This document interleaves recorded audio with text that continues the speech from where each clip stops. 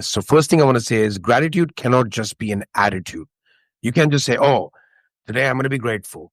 Then, although it's better than being ungrateful, it cannot just be an attitude. If you treat it like an attitude, it is just it's a mere cosmetic. I think there's a lot of, it's a word that is thrown very loosely around these days. To me, it's a state of consciousness. Okay. It's a deeper state of consciousness in which you are naturally in the celebration of life. You find yourself in an act of celebration. You're celebrating you're alive, you're celebrating what you're experiencing, and you understand, how deep it is, because the alternative to gratitude is not very fun. Stay connected to gratitude.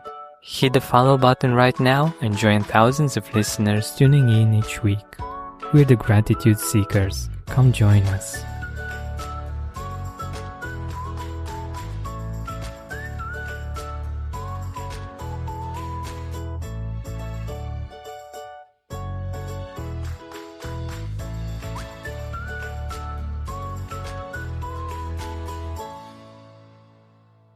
Hi, Gratitude Seeker. Welcome to a new episode of the Gratitude Podcast. Our guest today helps high achievers break through mental barriers, regain focus, unlock their full potential, and is a globally recognized leader in rapid hypnotherapy and NLP. He has transformed the lives of over 500,000 high performers like CEOs, athletes, and entrepreneurs. And now he is here with us on the Gratitude Podcast. Reg Malhotra, welcome to the Gratitude Podcast. Great to be here, Georgian. I'm really excited to have you here, and I'm really curious on where our conversation will take us. So, firstly, let us know a little bit more about you, about the work that you're doing. Yes, absolutely. Look, I run a company or an academy called Neuromasters Academy. It's essentially set up to, help train people. Okay, I like to use the word train. We help people to train their mindsets, and we do that through, as you mentioned earlier, neuro-linguistic programming, which is also called NLP, hypnotherapy, and a range of other tools and techniques that help people who want to perform better.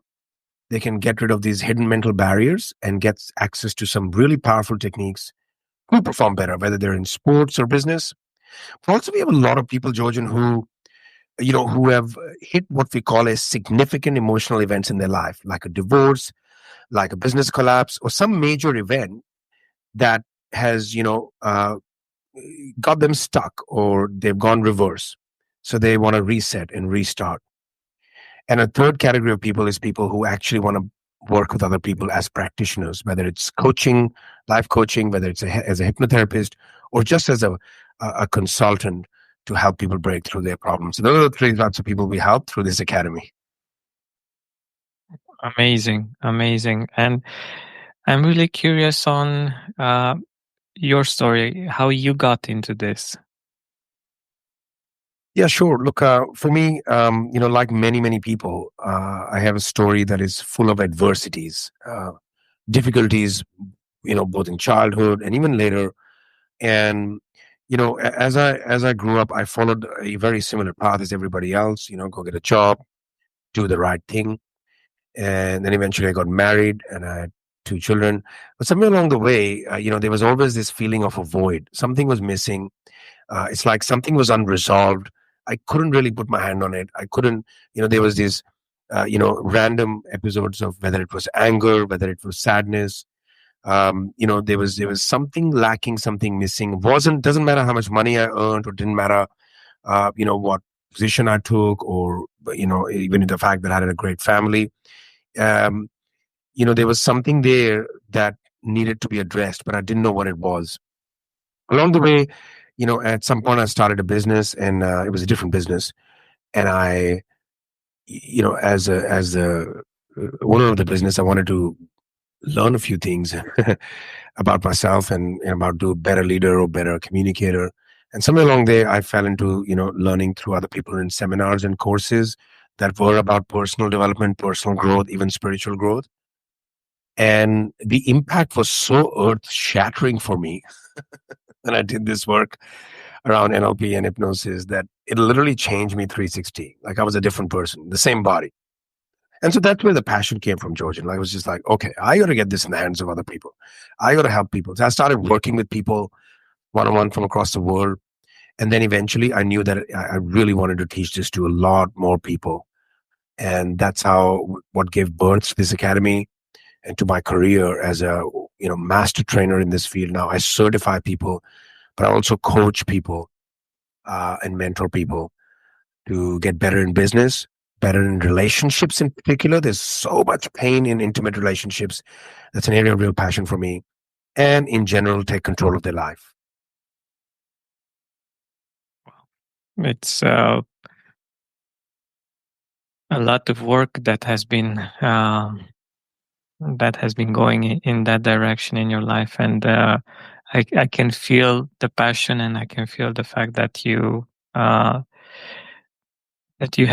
gone through a beautiful transformation, and I love that. So, um, getting back to the first question that I wanted to ask you about gratitude is what is gratitude for you? What does it mean for you personally?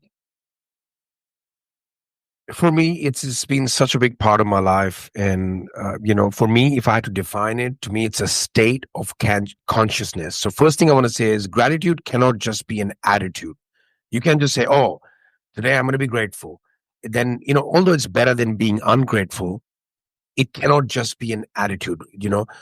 If you treat it like an attitude, it is just it's shallow, it's a mere cosmetic. I think there's a lot of, it's a word that is thrown very loosely around these days. To me, it's a state of consciousness. Okay. It's a deeper state of consciousness in which you are naturally in the celebration of life. You find yourself in an act of celebration. You're celebrating you're alive, you're celebrating what you're experiencing, and you understand, how deep it is, because the alternative to gratitude is not very fun. Definitely, definitely. But I really love your perspective on this, like a celebration of life. It is so wonderful.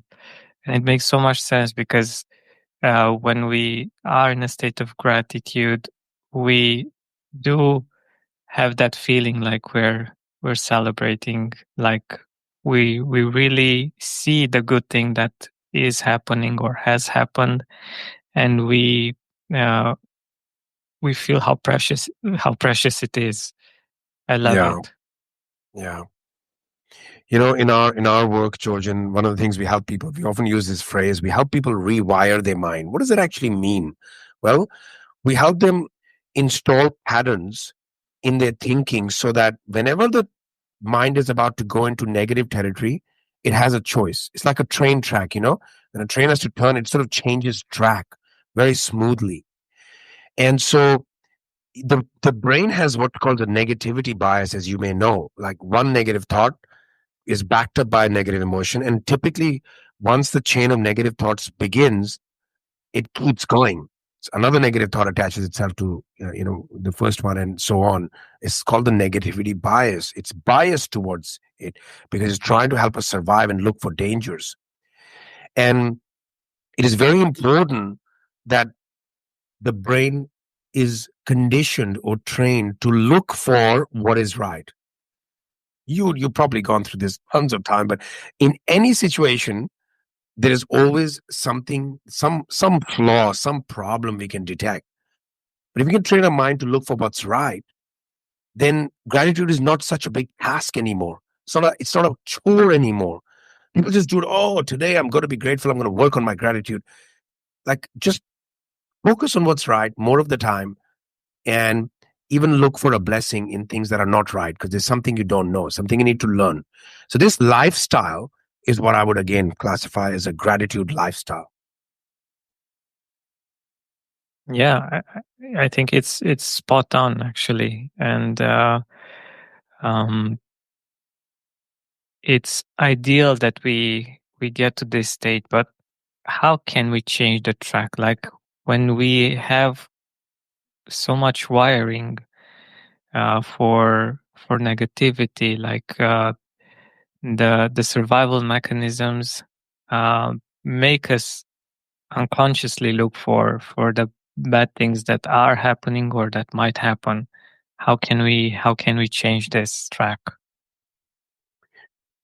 In my view, there's a few different ways to go about it. I mean, I've trained thousands of people, and I've seen people truly transform in that area. Just first, it starts with a decision, right? It's an intention. You got to make the decision to have a better quality of life, right? You can live thinking that things are happening to you. You got to take control. I would say there's a point in your life you have to decide to be responsible for your universe. Your universe is different to my universe, right? So it's a decision. From there, there's a few different ways to go about it, in my view. Like one of the ways that I really like is you practice this, by the way. Start by just focusing in deeply on the more foundational things that you want to be grateful of. For example, your existence. You can go down to this level. Like I love this. Mm. I love this. And again, people are like, "Oh yeah, this is easier said than done. Okay, I'm so grateful I'm alive." No, no, no, no, no. I look for other references. I give you an example. Two specific examples I want to share here. Is that okay, Georgian? Two stories, small Yeah, stories. definitely. When my son was really, really young. Okay, when my son was really young, and I think he was very little, one of my sons, and I was taking him to school. And just as I was about to put him in the car, he made a comment about, who how he'll be as a grandparent or something. He's like, I want to do that when I'm a grandparent, something he saw on the street, when I'm about 70s or 80s. And then he was very little, and that's what is his knowledge. And he just said to me, uh, I'm sure you'll be amazed to see me that like that, Dad. And then he said, oh, wait, you may not be around then, Mm. in a little childish way. But something happened to me that day, Georgian. Like I couldn't stop reflecting upon that because I'd never thought about it. We never think about these things, right? Yeah. I actually had this deep realization. There will be a point where my son, for example, will be a grandparent or have all these other things going on in his life, and I won't be there to see it. Oh my Lord. The amount of gratitude that went through me, I had a visceral experience of being alive, right? So that's the point I wanted to make. We're missing some of these things. You need to think about what you're currently doing that that one day may not exist, or two, that someone else would die for. You got to get active in that thinking. Think, oh my God, like this is something that I'm just not giving it energy as to how fortunate I am, how lucky I am. That's as deep as one can go. From there, there was a second story I was going to mention, which has left me right now. I'll see if it comes back to me. A really powerful story. Definitely. No Yeah, worries. yeah. I know how that happens because I tend to do this as well. Like when I get into a story and in all of the emotions, I I totally get involved and I might forget other things that I wanted to talk about actually. So yeah, no problem. I want to share something that will be relevant to what you've just, I suppose, brought out of me.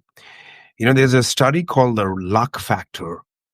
If anyone needs any more, you know, uh, motivation to engage in gratitude,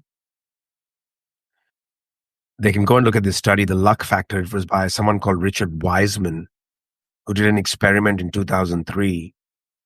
And what they found was that people who perceive themselves as lucky, some people say, oh, I'm just lucky. I just get lucky all the time. Hmm. they were naturally more likely to grab opportunities when they come past, as opposed to Mm. those who think otherwise. Those who think they are unlucky, even if they jokingly keep saying that, they are more likely to miss opportunities. It's pretty interesting. People who define them, who feel lucky, and my connection there is, if you consider yourself lucky, then there is a part of you that is actually, quite grateful on a more regular basis. Mhm. Who do you got to Mhm. be to say, I'm just so lucky? I get lucky everywhere. I've seen some of my students like that, and they somehow run into more money opportunities because they are wired that way. Because what either you consider yourself lucky, means luck comes to you amongst your own efforts as well, or most of the world is walking around feeling they're unlucky. That's the first thing I would fix. How do I you love it. allow yourself to feel that you're lucky? If you live in the United States, for example, if you had a mom and a dad, if you grew up a certain way, if you had access to certain technologies, would you not want to consider yourself? I mean, there are people from 50 years ago who didn't know what the hell the internet was. To start from there, start from the things that we have ignored, that we have just have no consciousness of, that makes us lucky, and then build a habit to feel lucky. Small things that happen daily, I'm lucky. That's such a great idea, actually, and makes so much sense because when we uh, think about this idea, this fact that we are lucky and we consider ourselves lucky, we can totally turn things around. And yeah, definitely gratitude helps us with getting into that feeling. When we think about the things that we're grateful for, we feel that we are lucky. We feel that we have things that make us feel that we are in luck. So I love this perspective. Yeah. One more thing, that goes back to how our brain operates, and our brain loves. This is a very practical piece of advice, actually, for your listeners. Um, our brain loves wins. Our brain loves even micro wins. And one of the things that I teach, I help some of my high level mastermind students is I get them to every day as a minimum think of 3 to 5 wins every day. You got something done today. You spoke to someone you haven't spoken to in a while. After a while, your brain gets wired to look for wins. So it's like this chain you can create. Even the small things that we ignore. Maybe you did that workout. Maybe you got that deal today. Maybe you completed the project you've been procrastinating on. Maybe you had a great conversation with your partner. Just the act of recording them, physically writing them down, daily wins. I call them daily micro wins, 3 to 5 a day. I tell you, even as early as 25 days, you do that. 25 days is the tip off point. Um, at 25 days, typically you will form new neural pathways, and so the new circuitry in the brain. If you do something for between 25 and 30 days, this was found, in a work that NASA did with someone who they were. I'll talk about that study in a moment if you want, but essentially 25 to Sure. 30 days, because then your brain is more likely to look for wins on its own. What does that mean? Mm, Eventually you're going to be more in states of gratitude if you're winning more, to get super practical about it.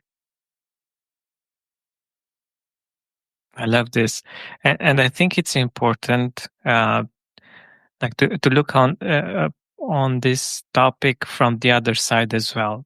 I think many of us get into low states, uh, especially because of this rule. Like if we had a period of time that has been challenging, in which we um, didn't continue or follow through on some positive habits that we used to have, and we got into uh, less than positive habits after that period of 20-25 days, we get to internalize that, isn't it? in a similar way as we do with the positive habits.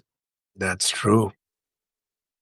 So That is, what I'm getting with where I'm getting with this is uh, I think that in many situations we think, as with this example of feeling lucky, we feel that we are unlucky because there might have been a certain period in which things might have happened in a certain way that got us to feel that this way.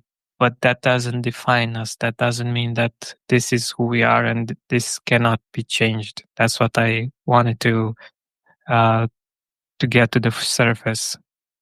yeah, I agree with you. It's a very similar thing to how the brain or the subconscious mind plays a role in creating habits. Anything you do for, different schools of thought. I think Harvard University says 21 days, another university says 60 days, whatever it is. If you do something for, say, 21 to 30 days in a row, it gets closer to becoming a habit. And the problem is that most people have so many little habits that just get formed. Now, what would happen if you use this science or this hack, if you will, to intentionally do something for 25 to 30 days, intentionally, like having a green smoothie? But after 25 to 30 days, you're just naturally drawn to do it. This is how smokers become smokers. This is how drinkers become drinkers, right? This is how people play video Hmm. games and phones. But people are not willing to put in that time. First, people have to make a decision. What habit do I want? And then do it one way or another. Only 25 to 30 days. Your motivation will become natural after that. That's the same thing with our thought processes in gratitude and, you know, recording wins and tracking wins. All these things ultimately lead us to, otherwise, like you said, you unconsciously create patterns of feeling unlucky and ungrateful because you've done it for so long. Exactly, exactly. And I wanted to get to the other part that you mentioned about the wins. It's so powerful because, so from two perspectives, the fact that we record the wins helps us feel that we are growing, that we are doing things in the direction that we want. And the other one is we we see them because, especially when we do a lot of things and we have a lot of responsibilities, we tend to just tick them off and head to the next one. And Yeah. in certain situations, it might be challenging. Like, okay, I've done this, but the next task might be a bit more challenging. Challenging. It might take a little bit longer. Um, and instead of seeing the fact that we had some wins, we had some progress, we are focused on the next task that actually uh, feels challenging, and we don't see the fact that we have evolved, we have grown. We just focus on the the challenging part, and Yes. it's really hard to keep things going if we don't see the wins. That's what I wanted to get to. It's a very good point. I agree with that. Yeah, it's just the way we work, as you mentioned. It's like it's so hard when we don't do this actually, It's so hard. because yeah, take it away. Yeah, Georgian, I was just about to say it also aligns with the confirmation bias. Your brain is always looking for evidence to confirm your existing beliefs or existing situation. Your brain is always looking for it. There's a lot of information coming to the brain per second, and it filters that information, and it's always looking to confirm what you believe. This is a very important part of this. If you believe that the world is a hard place, or that it's hard to get a job, or it's hard, there's not enough of this, there's not enough of that, even when you're scrolling on social media, your eyes will automatically detect those kind of articles first in the news. So the brain is always looking to confirm your pre-existing ideas. So again, if you feel there is nothing to be grateful about, if you feel that life, you're unlucky, then your brain will look for more information, will scan around you to confirm that. This is what happens in social media. What is happening nowadays? People who believe certain way, they find more information to confirm that, and then there's all this division going on because we live in these little bubbles of ours, right? We live in these little bubbles. So this is not a case of, what would happen if you started by deciding, go through a full list, put down, really connect with everything you feel grateful about. I love that quote. There's an amazing quote. I mean, I don't know who said it, but it's an idea that I come deeply connect with. The more you're grateful for, the more you'll find reasons to be grateful for. It's very addictive, actually. That's so true. So true. It's I like to think about it as to give it a visual. It's like stacking books. When we stack the positives, the things that we are grateful for, we feel that we have a lot of things to be grateful for. We see them on top of each other, um, all of those reasons, and we we have a really different perspective on life. In contrast with stacking the negatives, stacking um, the bad things that are happening in our life or that we see around us, that leads us in a totally different direction. But I also wanted to get to something that I'm really curious on your take that you have on this. So at times, like you mentioned before us going live, when we have events in our life that really impact us, in a certain way, we tend to freeze in those moments. Like we tend to, even though life goes on, uh, we tend to get stuck in those moments. How can we overcome these kinds of situations? So when a major negative event occurs, right? Hmm. So Yeah, you're asking, how do we continue to be grateful in spite of the event? exactly, exactly. Because it can be really hard uh, to get the gratitude if you are stuck in such an event, because you feel like that's the harsh reality, and you need to stay with it. Like your brain wants you at a certain level to stay with it, even though good things might be happening. You're still there. You're still stuck in the past in that moment. Yeah, I think that's a fair question. And there's no point sugarcoating certain things within the human experience when we have a major, I call them significant emotional events. Um, I talk a lot more about that in my in a book called The Energy Cube's Secret. We go into what significant emotional events are. So certain events are negative, some are certain are negative to the extent they cause a cocktail of emotions in us, particularly major negative emotions like anger, sadness, fear, hurt, and guilt. These are the top 5 negative emotions. So let's say an event is causing a lot of negative emotions, like you're dealing with it. You have to deal with it. You have to work through it, right? Um, you know, this is why people need to work on themselves and develop these behaviors and habits well before these things just hit us you know, from behind. So for someone who has had the intention of taking control of their universe, of being responsible for their universe, it probably won't be as difficult to continue not only tackling the problems, the obstacles, but maintaining what I call state, maintaining attitude. There's a famous thing in sales that, going from failure to failure without losing enthusiasm, right?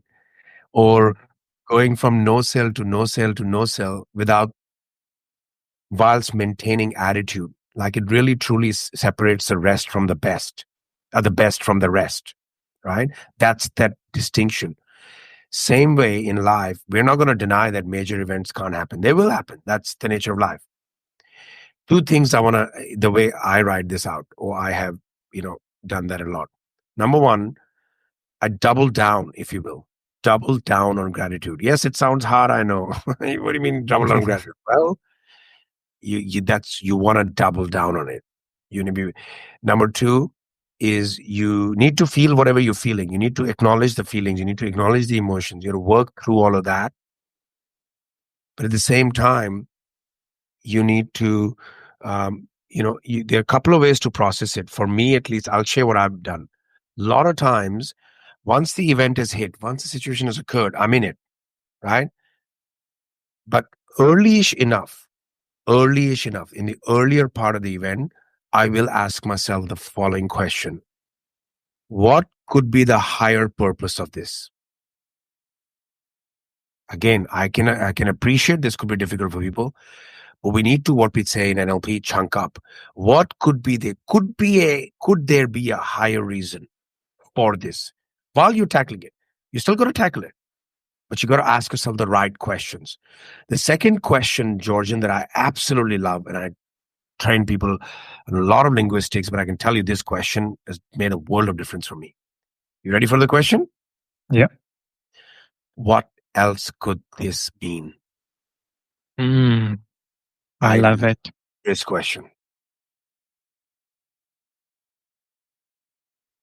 The basis is that every situation, good or bad, could have more meaning than one. But as human beings, we are so, when bad things happen, we think they're going to go on forever. When good things happen, we think they're going to go on forever. This is the problem, and the stock market shows you that, right?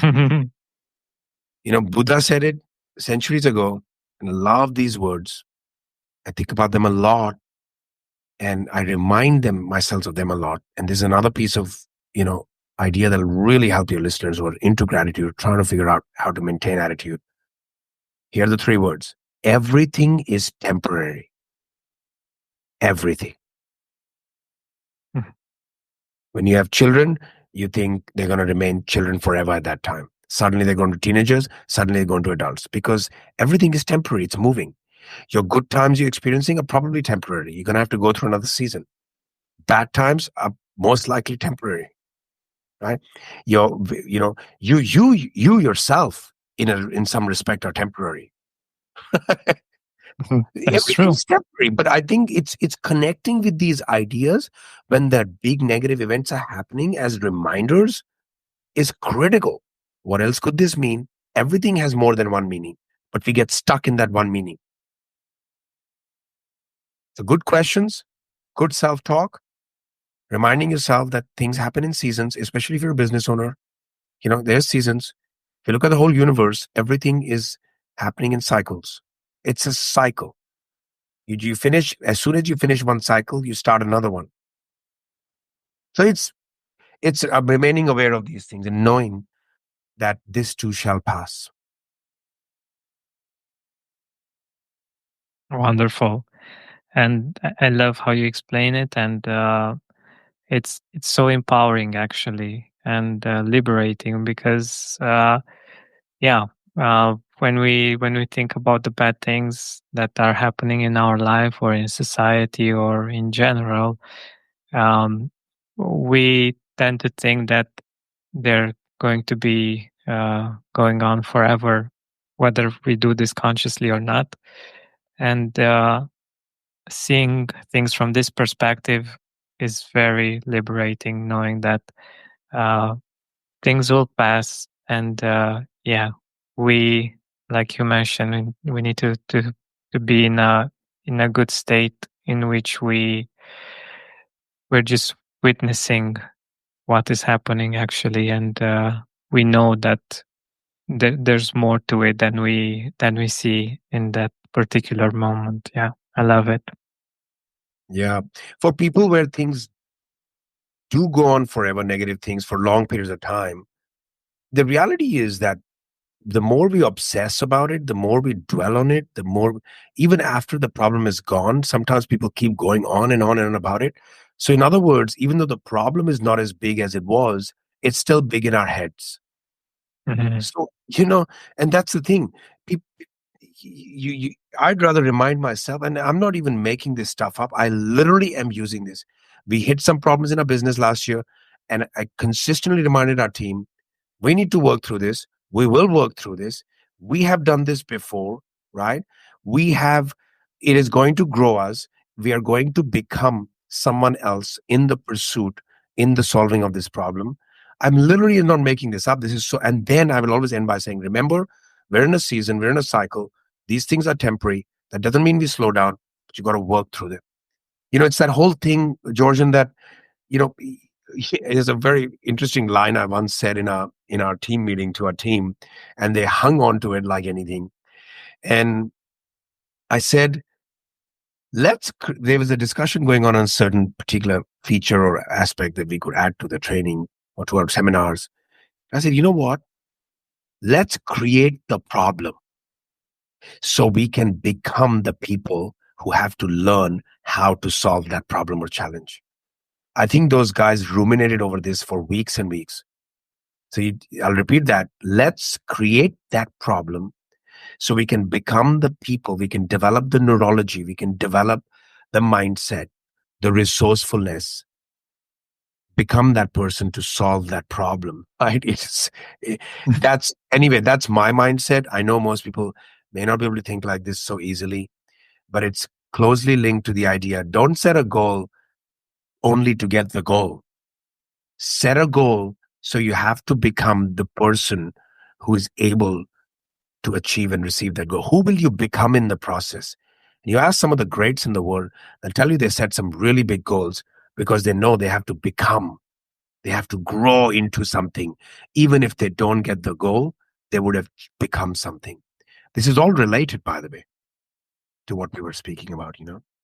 Yeah, definitely. In the process of getting to the goal, uh, we can become different people, and gratitude plays a big role in this because in many situations, the goal is it takes a while to get to it, and when we're able to both see the wins, the progress, and also be grateful for the journey itself, then we can get to the goal and become a better person in the process. So we're nearing the end of our time together, and I wanted to ask you firstly if you want to mention a few people in your life that you're grateful for. Yeah, by the way, that second story I forgot earlier, it's come back to me. So I'll mention that before we wrap up. Please do, please do. There's always people that one is grateful for through different periods of life, right? And there have been so many people, specific people that came into my consciousness, came into my life. But some of the deepest one that have stayed with me forever is my grandmother. I say this because I was recently reflecting on it. I was actually talking to my wife about this. I have the ability I don't even call it a gift, but this natural tendency ability to be able to really have deep compassion and Mm. to be absolutely just have this energy of love, this pureness of love that I have for a lot of people and a lot of things in life, right?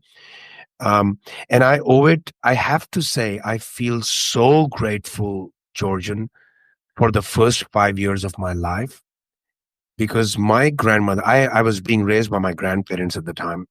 And my Mhm. grandmother, I mean, people talk about unconditional love and people talk about, you know, giving and so forth. I mean, this lady, I swear to God, I think I was conditioned, got groomed at a deep subconscious level to have so much love for people.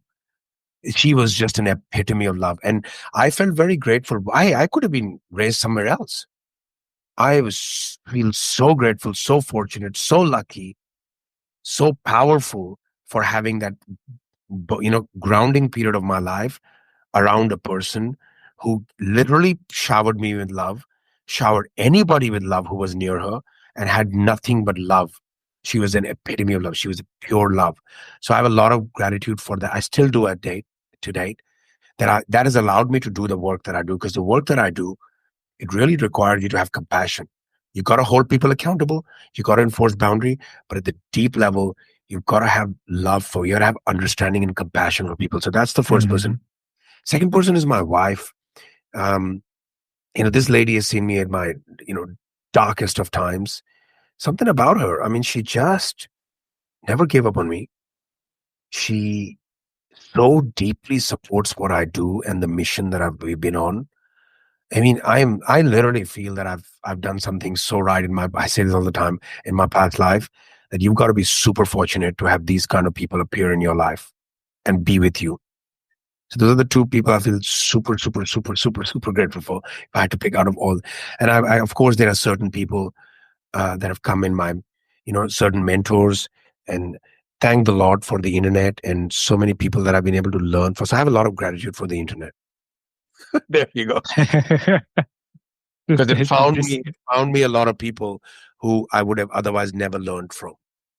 yeah, I love the fact that you went deep, and I think it's a really great example of how to practice gratitude, because when we go deep, when we really get to that feeling, and we really not just mention on a surface level the things that we're grateful for, but when we live it, when we elicit as much emotion as possible, when we think about, in this case, the people in our life, and even the internet, uh, it's um, it's the perfect way of working with gratitude, and really connecting with gratitude. So thank you for doing that. And yeah, I totally resonate with your story about your grandmother, because I was raised by my grandmother as well. So yeah, I love it.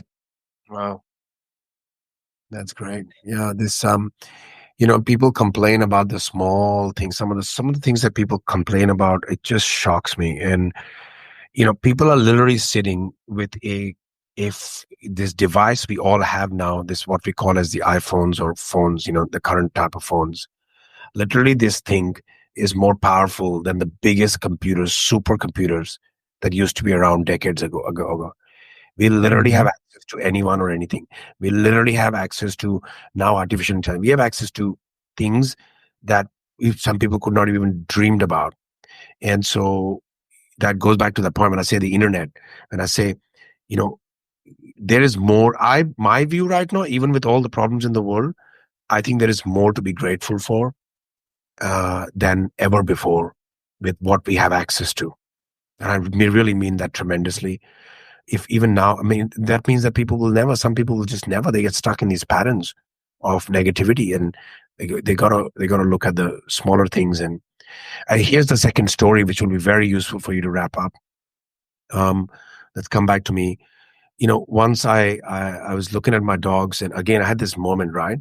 And they were just doing some pretty lame things, and they were just waiting to be fed, and and they just, they, sometimes, dogs do things and you just go, oh my God, like they're just waiting for you all day. They're just, chasing their tail. And something struck me at that time. I said, wow, did we really get given the ability to think about our thinking? We literally are the only species that have been gifted the ability to think about our thinking. Let that sink in. Mm. I was looking at the dogs, and I'm like, and then I saw a cow one day, and I say, cow's like a closed system. Gets up, eats grass, maybe some walks, looks, stands, eats grass, walks, looks, sleeps, gets up, maybe has some babies along the way in life. That's it. That's called a closed system, right? Bit like iOS used to be for Apple, unlike Android. We are like an open system. We can put so many plugins. We can create things with our mind. We can imagine things. We can visualize. We can actually view our own thinking and think about our thinking. No other species can really think about their own thinking. We are an open system, my friend. We have 10 to the power 10 to the power 11 neurological connections. That's 10 with 10 zeros 11 times. Whoa. Amazing. In case someone is wondering what to be grateful for Yeah, you, for the gift of consciousness, start there. I love this. I love this. And I understand why you mentioned that this is the perfect wrap up for our time together, because it's a wonderful thought to end with, and for our listeners to be pondering on. So let us know where we can get in touch with you, where we can find out more about you, about your work. Sure, Georgian. So yeah, I am. I have an account on Instagram. It's Reg Malhotra official. So that's one way to, if you would like to remain, connected to different perspectives for your audience on the similar topics. And my team puts out a lot of my videos on there. There, people can, if they like what they're hearing around these ideas and some more information on how I've also got a book called The Energy Cube Secret. I think that'll be very useful for your listeners. It's available on Amazon. And last but not the least, neuromastersacademy.com. There's some resources there, and also people can in general book a call and have a chat with one of our master practitioners if they want to hear more about rewiring their mind, and getting more naturally rewired towards gratitude. And that's where they can learn from about some of our programs. But we're always doing free stuff as well through the year. Excellent. Thank you so much for being here with us, for sharing your wisdom, your compassion, your love, and your presence with us. Thank you so much. You got it. And one more thing, Georgian, if your listeners want, if they can DM the account, Reg Malhotra official on Instagram, if they DM the word Georgian, we can have someone send out a awesome, I think it's between 30 minutes to 1 hour masterclass that'll help them a lot. Wow. Excellent. Excellent. Thank you so much. Thank you, George. Hey, Gratitude Seeker, thank you so much for taking the time to listen to this interview. I really appreciate it. And if you could think of one person that would also benefit from it, share it with them. It might actually be the inspiration that they need to make their day, or maybe even their life, much better. Thank you so much once again. This has been Georgian Benta. Don't forget to keep seeking and spreading gratitude. Free audio post-production by alphonic.com. At Arizona State University, we're bringing world-class education from our globally acclaimed faculty to you. Ranked #1 in innovation for 10 consecutive years and #2 among public universities for employability. ASU isn't just ahead of the curve, it's creating new paths to success. Earn your degree from the nation's most innovative university. Online, that's a degree better. Explore more than 300 undergraduate, graduate, and certificate programs at asuonline.asu.edu.